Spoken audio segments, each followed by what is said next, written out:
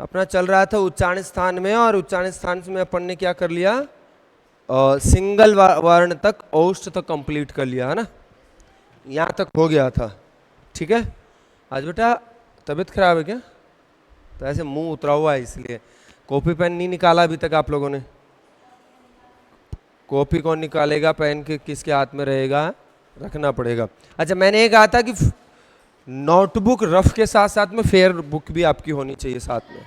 ठीक है, हाँ वो साथ में रखना है, क्योंकि ताकि पता आप लोगों को भी रहे कि कब से अपना जो है अब तक क्या पढ़ा दिया गया है। चलिए शुरू स्टार्ट करते हैं। इसके पहले अपना जो भी था एक बार एक काम करते हैं, जो अब तक हुआ था उसको अपन शुरू से देख लेते हैं, है कि नहीं? चलो आ जाओ।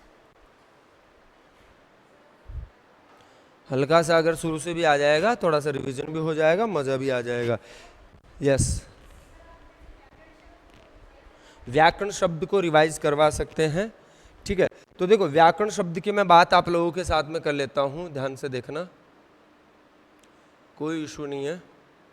देखो वी उपसर्ग है इसमें, प्लस आंग उपसर्ग है इसमें।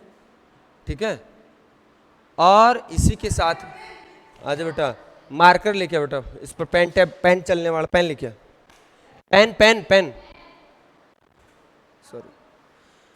और फिर इसी में क्री धातु के साथ लुट प्रत्यय इसमें जुड़ा हुआ है। इस पर ध्यान दे लो भाई लोगों, फिर मत कहना कि समझ नहीं आया, मगज में नहीं आया। अब देखो जरा, जब इसकी मैंने बात करी तो लुट में से ल हटा दिया जाता और ट हटा दिया जाता, यू बचता है। ठीक है, और यू की जगह फिर हमने कहा था क्या हो गए, देखते देखते, मतलब इस यू की जगह अपन बना देते हैं अन। आजा बेटा, न पूरा रहेगा ना बेटा, न पूरा बनेगा यहां पर। आओ जरा, ये चर्चा में कर ही रहा था, और फिर ये भी बताया था कि जहां पर लुट प्रत्यय जुड़ता है, जहां पर लुट प्रत्यय जुड़ता है, धातु को क्या कर देता है, गुण। बोले तो यहां री की जगह क्या हो जाएगा, री जो है इसमें देखो दो जुड़े हुए, एक तो क और एक री से ऋषि की मात्रा भी लगी हुई है। इस री की जगह बना दिया जाएगा अर, तो बन करके तैयार हो जाएगा आप लोगों का क अर अन। अब इधर आ जाओ, आंग उपसर्ग का आ बैलेंस रहता है, और वी उपसर्ग में वी में जो है व और ई, ये दोनों जुड़े हुए हैं। अब देखो कंडीशन क्या बनी, वो ई आ कर अन, है कि नहीं भाई? व में से अपन ने ई बाहर निकाला, तो वी तो ऑलरेडी है ही। आपका आंग उपसर्ग का आ और क्री की जगह आपने कर दिया था कर। ठीक है, और लुट की जगह यू, यू की जगह अन बनाया था, ये वाली कंडीशन यही बच रही है। अब देखो ई और आ, क्योंकि अपने सिलेबस में है यण संधि। ठीक है, यण संधि अपने सिलेबस में है, तो जब अपन संधि पढ़ेंगे वहां पर अभी आने वाला है, इसी उच्चारण स्थान के तुरंत बाद अपन संधि का भी। फिर वहां देखिएगा जरा कि ई के सामने असमान स्वर, मतलब सेम टू सेम कैटेगरी का नहीं होना चाहिए, मतलब ई आ गया तब अलग संधि बनती है, लेकिन ई के बाद में ई नहीं हो और कोई सा भी आ जाए, ए आ उ री ए आई ओ औ, इनमें से कोई भी आ जाए, दोनों ई के बाद में, तब क्या होता है, ये जो ई है इसकी जगह य बना दिया जाता है। ठीक है, अच्छा नीचे टिक मार्क लगाओ, इसका मीनिंग क्या हुआ बेटा? हलंत है, मतलब इसमें कोई स्वर नहीं जुड़ा हुआ। अब इन सबको अपन जोड़ेंगे, जब सबको जोड़ेंगे व हलंत है, य में आ की मात्रा जुड़ गई, क, और देखो बड़े ध्यान से, जो आपकी मेन कंफ्यूजन है कि सर यहां तो न था और वहां जाकर न क्यों बन गया, आराम से सोचना। थोड़ी सी एक्चुअली यहाँ पर नियम से लगते हैं, वो कहता है कि रदाभ्याम नोण समान पदे और अट उपवांगनुम वे वाये अपी, ये दो फॉर्मूला ये क्या कहते हैं, ये कहते हैं कि जहां र के बाद में न आ जाए, री के बाद में न आ जाए, और श से षटकोण मतलब मूर्धन्य शकार के बाद में न आ जाए, तो उन सबको ण बना दिया जाए। अब आप कहोगे कि गुरुजी र के बाद में न आ गया है, तो अब इस न को ण बना देंगे, तो र में ए जुड़ गया तो कर, और न को बना दिया अपने ण, मतलब आपका मूर्धन्य णकार, और फिर नपुंसक लिंग में लेकर जाएंगे, व्याकरणम शब्द बनकर तैयार हो जाए। कौन से लिंग में? नपुंसक लिंग। क्यों बताया? क्योंकि ये हमेशा नपुंसक लिंग में पहुंचाता है। मुझे लगता है जो डाउट था उससे एक्स्ट्रा ही मिल गया है। ठीक है, चलो आ जाओ। तो वो लिखा हुआ है बेटा तुम्हारे, व्याकरण शब्द पढ़ाया है अपन ने। अच्छा कोई नहीं, इसको बिल्कुल मैं आपको अलग से बता दूंगा ना, अलग से स्लाइड इसी पेपर अभी नोट डाउन कर लेंगे। आओ जरा बिल्कुल आगे बढ़ते हैं। अपना जो है टॉपिक चल रहा था, उच्चारण स्थान अपना चल रहा था। उच्चारण स्थान पर अपन जानकारियां ले रहे थे कि जिस जगह से जिस वर्ण का उच्चारण होता है उसको अपन उस वर्ण का उच्चारण स्थान कहते हैं। कमर सीधी रखना, ठीक है। अपन ने पढ़ा था उरव स्थानानि वर्णानाम मुरह कंठ शिरस तथा जिह्वा मूलम च दंताश्च नासिकोष्ठौ च तालु च। ये आपके उच्चारण स्थान थे। कहाँ कहाँ से बिलोंग करते हैं उनकी मैं चर्चा कर लेता हूँ। देखो मैं जल्दी से ले चल रहा हूँ क्योंकि ऑलरेडी हो चुका है अपने लिए, है कि नहीं। कहाँ कहाँ पर होता है? कंठ होता है आप लोगों का, मतलब दांतों के ठीक ऊपर, मसूड़ों के ऊपर जो है मजबूत छत वो तालु है, और तालु के ठीक पीछे जो है मूर्धा है, आपके दंत है, आपके ओष्ठ है, आपके नासिका है, ये दिखाई देता है। लेकिन बोले तो आपका उरस हृदय फेफड़े में से हवा निकलेगी तभी तो जोर लगेगा, तभी उच्चारण होगा। शुरुआत अपन ने कर ली, जिह्वा मूलम तक हो गया। इसके बाद में अपन ने कहा कंठ का से उच्चारित होने वाले वर्ण, फॉर्मूला क्या था? अकुह विसर्जनीयानाम कंठः। नहीं लिखा तो लिख लेना। मैंने कहा था कि अब तक अप टू डेट रहना कंपलसरी है। शायद मुझे लगता है वीडियोस देख करके लिख लिया होगा, नहीं लिखा लिख लेना, आज आखिरी चांस है। अकुह विसर्जनीयानाम कंठः। कौन कौन से वर्ण यहाँ से कंठ से बोले जाते हैं? अ आपके कु बोले तो कैवर्ग क ख ग गंगा, ह और विसर्ग। विसर्ग आधी विसर्ग या पूरी विसर्ग? पूर्ण विसर्ग। आगे चलते हैं, दूसरे नंबर पर आता है ईचु ऐसा नाम तालुहु। वो कहता है कि ई आपका चू चैवर्ग, आपका य और श, ये सभी तालु से उच्चारित होंगे, तो इसीलिए इसका नाम अपन ने तालव्य श बोला था। इसके तुरंत बाद में अपन बात करते हैं मूर्धा से उच्चारित होने वाले वर्ण। तो मूर्धा से भी वर्ण होते हैं ऋतु रसाणाम मूर्धा, मतलब कि री टू टैवर्ग टठ डडणा और र और श कौन सा? मूर्धन्य श। इसका नामकरण अपन ने कर लिया था। पंडित जी बन गए सारे के सारे, बता तुम लोग। जो नामकरण करता है कौन करता है? पंडित जी के द्वारा होता है, तो तुम सारे आज से पंडित हो। आगे बात करते हैं, दांत से ताल ऋतु लसानाम दंता, री तू बोले तो तथा ददना, और आपका ल जबकि श कौन सा? दांत से उच्चारित होने वाला दंत्य। इसके बाद में अब आगे चलते हैं, उपूर्ध्वमान्यानाम, मतलब ओष्ठ से उच्चारित, ओष्ठ बोले तो होठ, बिल्कुल। उ रस्व दीर्घ पू बोले तो पैवर्ग प फ ब ब म, आपका उपदमानीय। उपदमानीय कहाँ प्रयोग में लिया जाता है? प फ के पहले जो आधी विसर्ग होती है, प फ के पहले आधी विसर्ग को ही जिह्वा मूल्य कहते हैं। ठीक है, सॉरी उपदमानीय कहते हैं, करेक्ट। प फ के पहले होने वाले अर्ध विसर्ग को ही अपन उपदमानीय कहते हैं। बात करते हैं इसके तुरंत नासिका, नाक से उच्चारित होने वाले। ध्यान से देखना जरा, जाने पहचाने से होंगे, अपने से होंगे। ऐसे बोल जो हमें अच्छे लगते हैं तो अपने ही लगते हैं, ऐसे बोल जो अपने लगते हैं अपने ही होते हैं, अपने से लगते हैं। तो ये जरा जानी पहचानी सी बात आ गई है। ञमंगणनम, पता है क्यों? क्योंकि इनका यूज अपन ने पहले भी कहा है। कहाँ कहा है? बहुत अच्छे। ञमंगणनम कौन से नंबर का सूत्र है? 7 नंबर का। ध्यान रखना, जब मैं बात करता हूं यमगणना नाम नासिका च,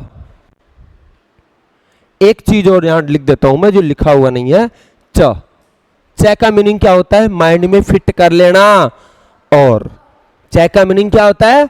और जब भी अपन लेसन पढ़ेंगे च आ जाएगा। च एक अव्यय है जिसका मीनिंग होता है और। आओ जरा बात करते हैं ञमंगणन, क्योंकि आनाम के लिए तो मैंने कहा कि ये तो केवल बहुवचन बताने का संबंध है, ये अपने चर्चा कर ली है। किसके साथ संबंध जोड़ा इसमें? नासिका, च मतलब और नासिका भी।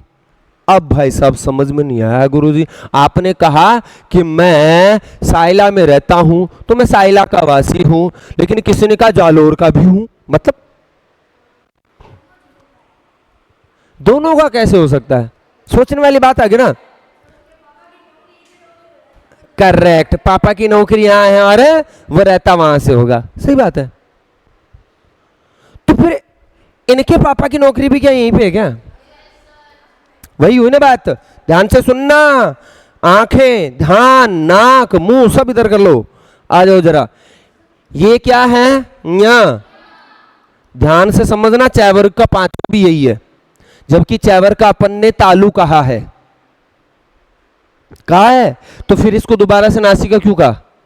क्योंकि वहां भी तो आया है। ये समझने वाली, दिमाग वाली बात यहां पर है कि जब आपने कहा गुरुजी मां प फ ब ब म ओष्ठ में आ गया है, ये तो नासिका क्यों कहा आपने? मैंने कहा आपका कंठ गया आ गया है, क ख ग गंगा। मैं फिर से बोल देता हूं आप लोगों से, ना मूर्धा में आ गया और ना आपका दंत में। गुरुजी जब ऑलरेडी का तालु, सोचने वाली बात है, तालु आपका ओष्ठ, ठीक है, प्लस इसका आपका, इसका देखेंगे तो कंठ, इसका अगर देखेंगे तो मूर्धा, है कि नहीं, और अगर इनकी बात करेंगे तो दंत। सोचने वाली बात तो यह है कि गुरुजी अगर ये ऑलरेडी है तो फिर नासिका भी क्यों कहा? चलो आओ बात करते हैं, सीधी सिंपल सी बात है। जरा बोलना जरा, नाक का यूज नहीं लेना, उसके अलावा बोलो। ओ नहीं पॉसिबल है ना, पॉसिबल ही नहीं है। नाक आएगा या आएगा बीच में, नाक टच होएगी है। अच्छा, नाक से याद आया, बड़े भैया की बड़ी वाली गुड़िया, मतलब दो गुड़िया हैं भैया के, बड़े वाले भैया के, तो जो बड़ी वाली गुड़िया, बड़े भैया की बड़ी गुड़िया, वो टंग को जो है ना नाक के यहां ऐसा करके टच कर देती है। नहीं रे बेटा, वो वास्तव में आपसे भी नीट एंड क्लीन तरीके से रहती है, वो आपसे अच्छे तरीके से रहती है, आपसे साफ रहती है वो, पता है? हाँ, तो नाक साफ नहीं, वो उसकी मतलब एक होता है, फ्लेक्सिबल होती है किसी न किसी की मसल्स, तो या कुछ इंचेस, पॉइंट इंचेस का जो फर्क होता है किसी न किसी की टंग में, तो लंबी भी होती है कि नहीं? तो जो यहाँ तक टच कर देती है, कभी ट्राई करना, यहाँ नहीं, घर पे बैठ के। तो मैं क्या कह रहा था कि ये जो म ये नाक और ओष्ठ दोनों के सहारे से ही बोला जाएगा, बिना एक से नहीं बोला जाएगा। अगर आप न्या बोल रहे हो तो बिना नाक के बोल के दिखाओ, नहीं आएगा।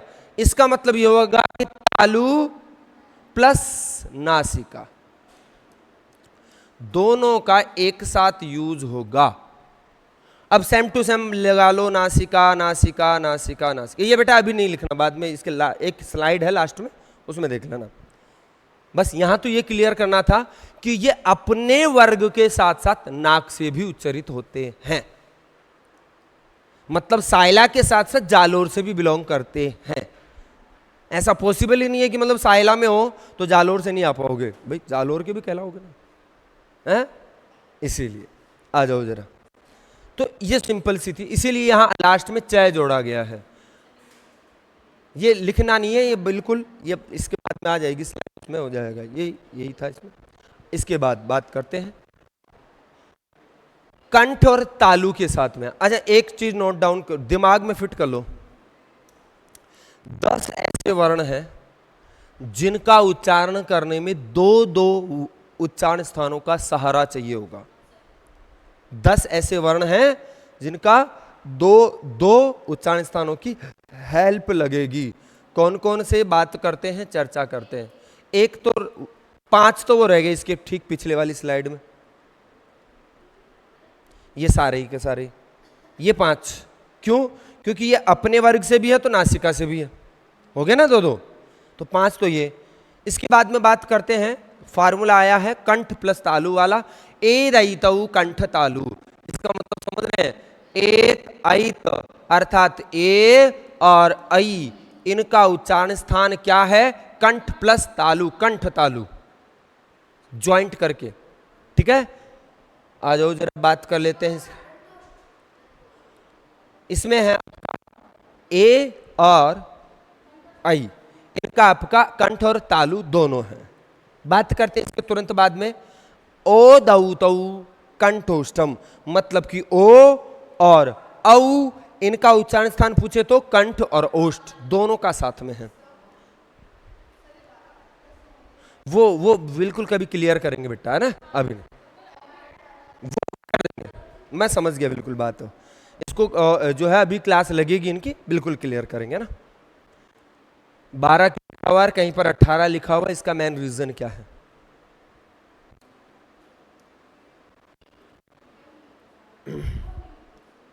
ये कुछ नहीं हुई, ध्यान से देख रहा, देखो स्वर की मैं बात करता हूं, दिख रहा है नहीं?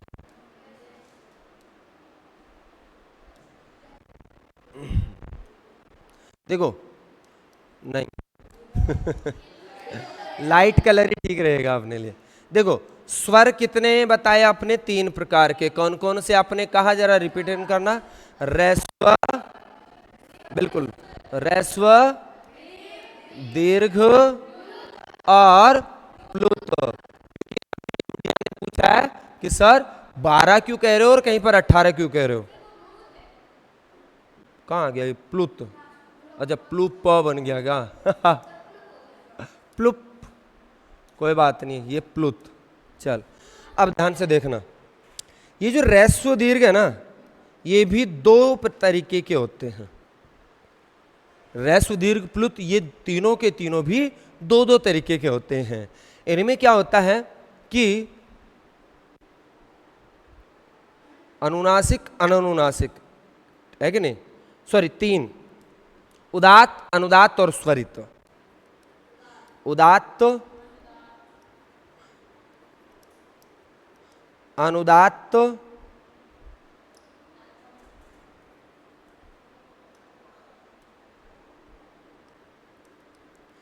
और स्वरित। ठीक है, इसी प्रकार से इसको भी 3 तरीके से आप डिवाइड कर लो, ये भी 3 ही प्रकार ऐसे करके। अब इसमें देखो 3 स्वर के 3, ये खुद अकेले अकेले 3-3, और ये भी अकेला भी 2-2 प्रकार में डिवाइड होता है। आजा, जैसे उदात्त बोले तो मैं आपको बता देता हूं। उदात्त का मतलब हुआ जब किसी भी स्वर को आप उच्चारण में ले रहे हैं और ऊंचे स्वर में ले लेते हैं।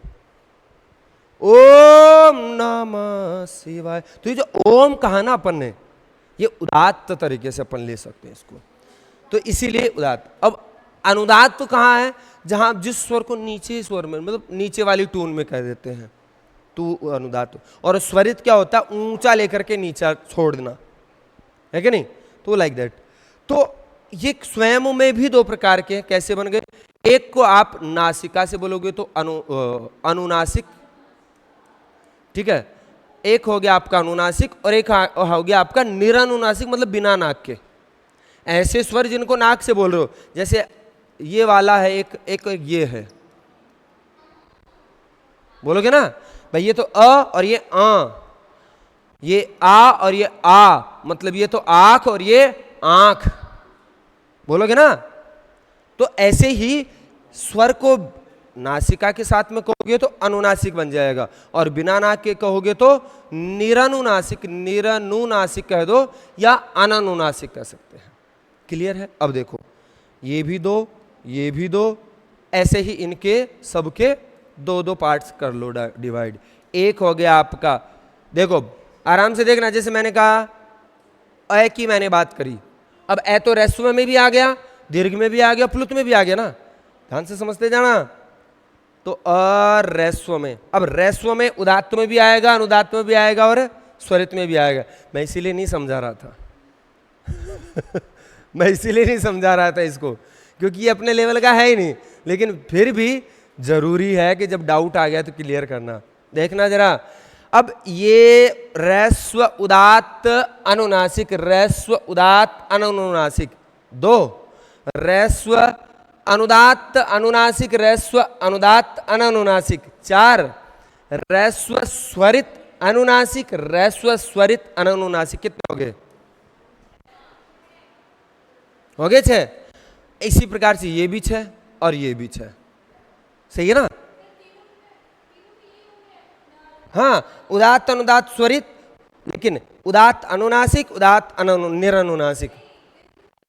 हाँ हाँ, दीर्घ उदात्त अनुनासिक, दीर्घ उदात्त अनुनासिक, ऐसे करके दीर्घ अनुदात्त अनुनासिक, दीर्घ अनुदात्त अनुनासिक, दीर्घ स्वरित अनुनासिक, दीर्घ स्वरित अनुनासिक, ऐसे प्लुत में भी वही ट्यून चलेगी। हो गया ना 6 6? ठीक है, अब आराम से आओ। हमने एक बात कही थी कि अ तीनों में आता है। 6 + 6 + 6 18 हो गया। आ का पूछ ले तो भी 18, प्लुत ए का पूछ ले तब भी 18।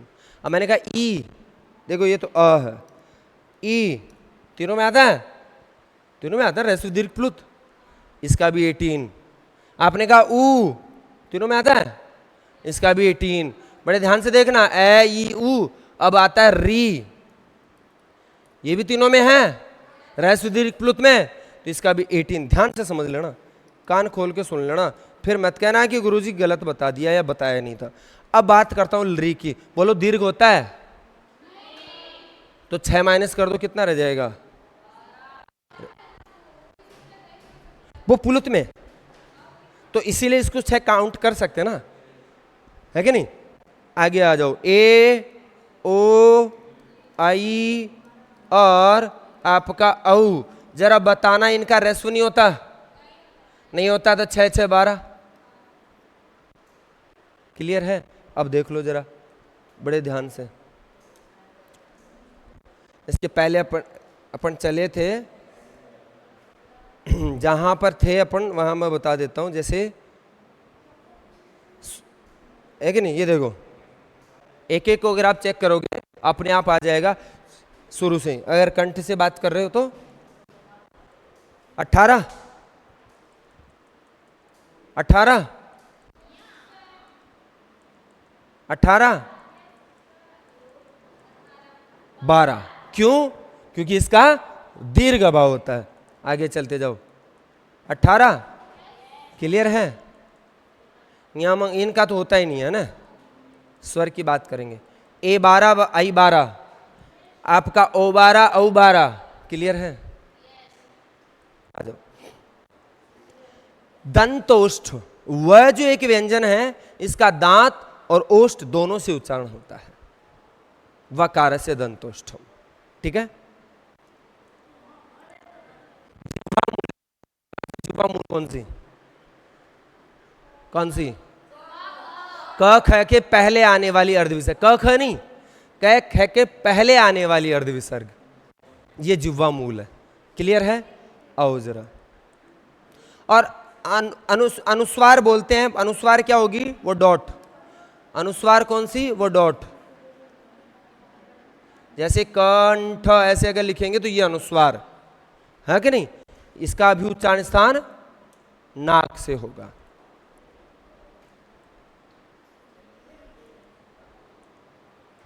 ये छोटी सी बात है, इसका अपने लिए कोई औचित्य है नहीं। 10 वर्ण मैंने बताए थे, 10 ऐसे हैं जिनका उच्चारण करने में 2-2 उच्चारण स्थानों का सहारा लगेगा। कैवर का 5वां कंठ और नासिका दोनों से होगा। होगा क्या? क्योंकि कंठ मतलब कैवर का भी है तो नाक से भी आ रहा है।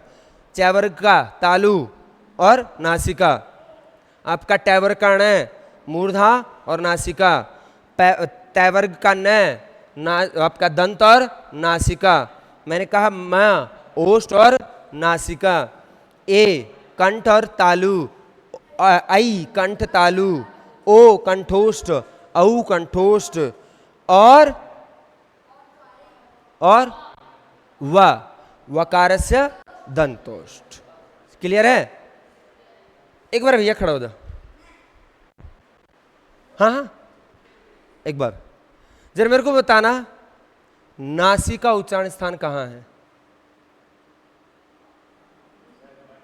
मेरे लाल पीले माइंड एब्सेंट बॉडी प्रेजेंट, जिंगा लाला हुरूर, हाँ मेरी बिल्ली मुझसे म्याऊं, खड़ा हो सीधा। कहाँ है नासिका, कहाँ है, कहाँ है नासिका, उच्चारण स्थान कहाँ है, यही है क्या? बैठ नीचे गधेड़े, यहां आगे ध्यान रख बेटा।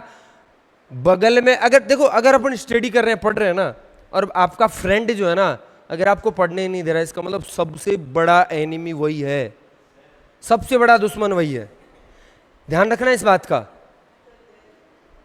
और ऐसे एनिमी के पास में कभी नहीं बैठना। आ जाओ, क्लियर है ये वाली बात? तो ये तो अपनी उच्चारण स्थान वाली क्लास थी। अब इसके बाद में अपन जो देखेंगे वो अपने लिए रहेगा संधि वाला पार्ट, ठीक है? तो अगली क्लास में मिलते हैं फिर।